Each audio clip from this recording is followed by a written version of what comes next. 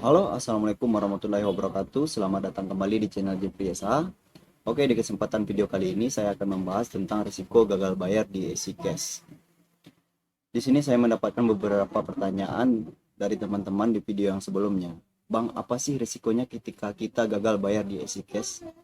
Dan di sini karena banyaknya yang bertanya tentang risiko tidak membayar di AC Cash, dan saya menyimpulkan dari pertanyaan teman-teman semua, ada 7 risiko yang berdasarkan masukan ataupun aduan dari teman-teman semuanya.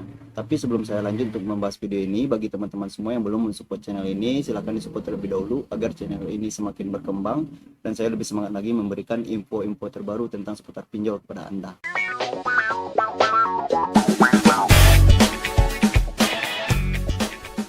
Oke, terima kasih untuk teman-teman semua yang sudah mensupport channel ini. Semoga teman-teman semua berada dalam keadaan sehat dan dilancarkan rezekinya. Amin, amin ya robbal alamin. Oke, jadi risiko yang Anda dapatkan yang pertama adalah mendapatkan teroran dari debt collector isi cash seperti yang telah Anda alami. Orang-orang yang telat bayar ataupun gagal bayar di isi cash, mereka akan mendapatkan teroran dari debt collector. Dan itu pun dilakukan setelah Anda diingatkan ketika gagal bayar. Teroran itu bisa jadi bermacam-macam lewat telepon, email, atau SMS seperti yang sudah dikirimkan oleh teman-teman semuanya ke saya. Bahkan ada juga di sebagian kecil ya, daerah-daerah yang terjangkau oleh debt collector. Mereka juga mengerahkan semua penagih utang mereka ke alamat Anda. Habis itu yang kedua, biasanya orang-orang yang memiliki akun EasyCash, skor pinjamannya langsung menurun drastis.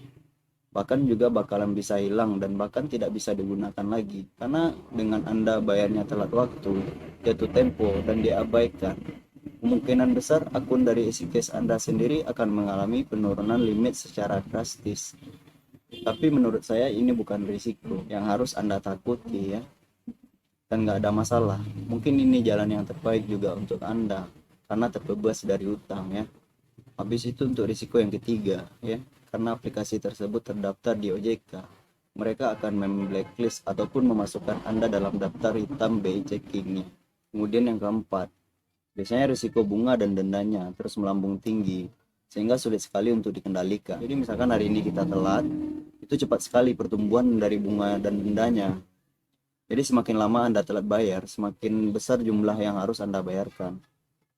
Tetapi kita tidak terfokus pada dendanya, yang harus kita fokuskan itu pada pokoknya. Anda memang sudah menyatakan tidak ada duit lagi, ya mau gak mau ya Anda ya harus telat bayar atau gagal bayar. Mau di blacklist ya terserah, yang penting Anda balikin pokoknya saja, terus balikin apa yang seharusnya menjadi hak mereka, gitu aja lah ya.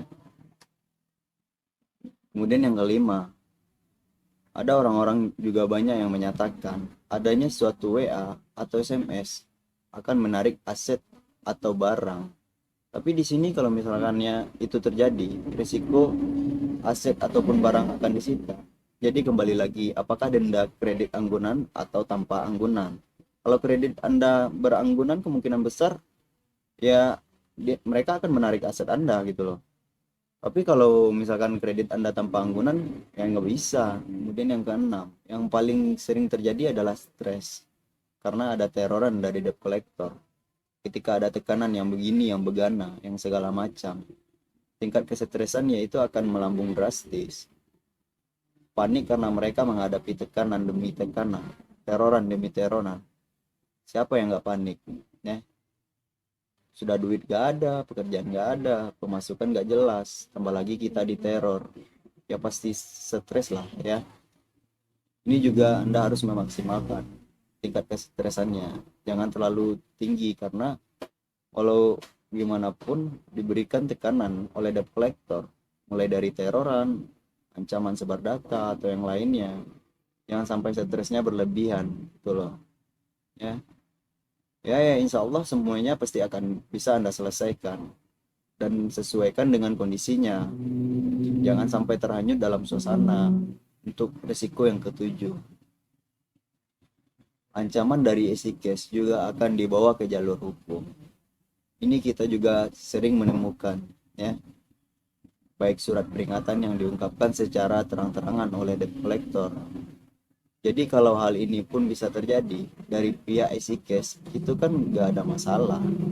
itu merujuk ke suatu sidang perdata, undang perdata tentang prestasi, ya, tentang ingkar janji, tentang tidak memenuhi suatu perjanjian atau segala macamnya. Jadi Anda tidak perlu takut dengan hal ini.